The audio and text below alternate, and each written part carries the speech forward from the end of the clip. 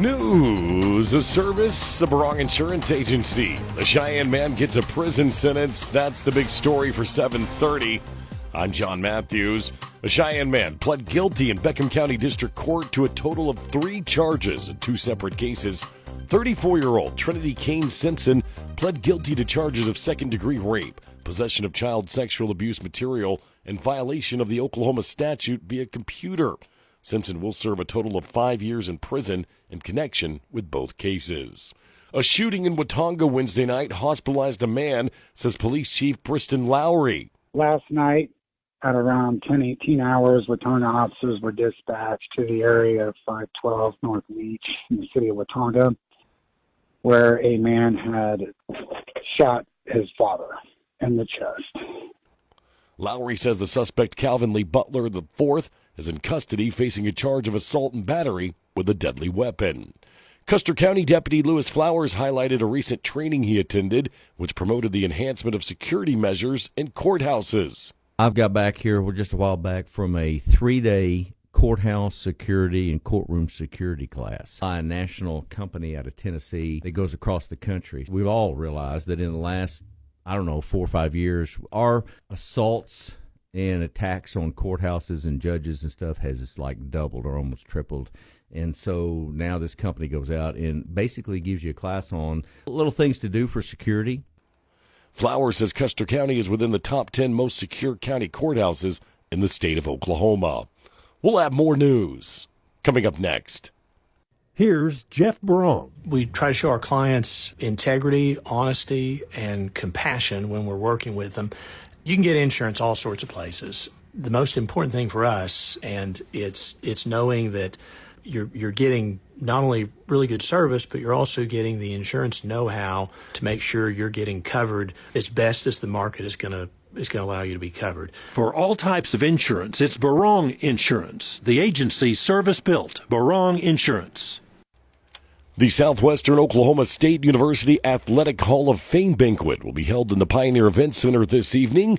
Aaron Jeffries is the Assistant Director of Athletic Advancement for the SWOSU Foundation. We'll have a short reception with cocktails, drinks at 5:30 in the Skyview Suite, and then we will start with dinner at 6 p.m. And then every single inductee will be introduced by a video introduction by somebody that they chose, which is really cool. We've looked at all those. They're awesome.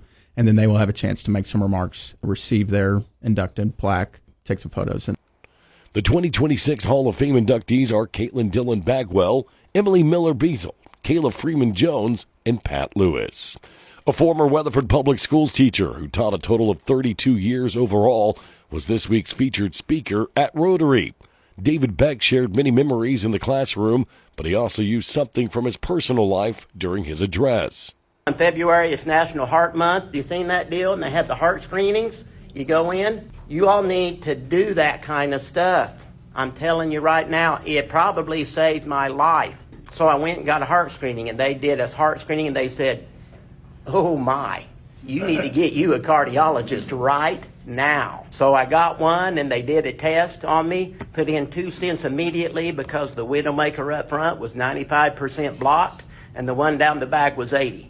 So these health screening deals that are offered, and you go, I don't have time for that, I don't need that, I don't want that. Yes, you do. Yes, you do, okay? Because as you know, as you get older, you lose your health, you can't gain it back.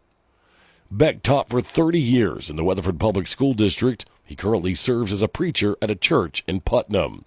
Southwestern Oklahoma State University offers a teacher apprenticeship program which allows full-time school employees to obtain an education degree. Director of Apprenticeship Robin Randall discusses who the program benefits. Anyone that works in a school full-time. Really what this allowed us to do is put them on a path where before they would have to work as a para or a TA or some support role in the public school. And then they would get to their student teaching semester and they would have to stop, either quit their job or decide this is not what they're going to do to have a traditional certification. And they would have to stop and go to student teaching. Now this has opened a different pathway to where they're already having experiences that maybe our traditional students don't always get to have. Those interested in learning more about the program can search Registered Teacher Apprenticeship through the SWOSU.edu website. Here's state news with the Radio Oklahoma Network. News from the Radio Oklahoma News Network. I'm Ann Roberts.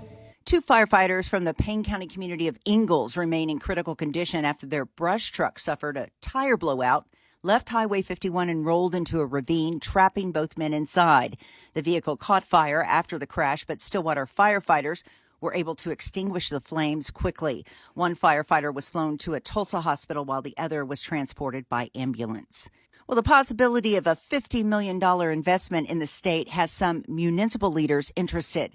Taylor Coy with Tulsa-based Occlusion Nuclear Solutions. Placing the very, very end product very deep under the ground and very far away from anyone who would be affected. Oklahoma's proposal includes creating the first in the world permanent nuclear waste disposal system. More on these stories at RadioOklahomaNews.com. From the Radio Oklahoma News Network, I'm Ann Roberts. News at 7:30, a service of Barong Insurance Agency. Coming up next, we'll look at local funeral services after a word from Lee Hometown Funeral Home.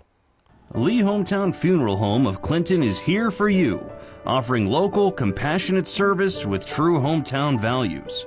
Did you know all veterans receive 15% off any service? And if you've already made arrangements elsewhere, we honor and accept all prepaid funerals and cremations from any other funeral home. At Lee Hometown Funeral Home, you can trust that your wishes will be honored by the people you know and trust. Come to Lee Hometown Funeral Home, where the Lee family tradition continues. A memorial service for 70-year-old Dale Allen Dyer will be held at 10 o'clock today at the 4th and College Church of Christ in Cordell. Services under the direction of Ray and Martha's Funeral Home in Cordell.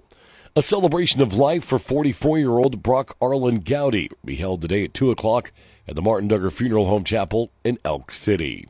A celebration of life for 26-year-old Kenna Rose Pittman will be held today at 1 o'clock at the Randy Keesaw Memorial Chapel inside Keesaw Lee Funeral Home in Clinton. She worked as a retail clerk for Dollar General. Interment will be at the Clinton Cemetery. A memorial wake for 78-year-old Clifton Toffee will be held today at 7 o'clock at the Cedar Creek United Methodist Church in Carnegie. Funeral services will be held on Saturday at 11 o'clock at the First Baptist Church in Carnegie. Interment will be in the Carnegie Cemetery with services under the direction of Ray and Martha's Funeral Home in Carnegie. Today's funeral notice is a service of Brandon Lee at Lee Hometown Funeral Home in Clinton.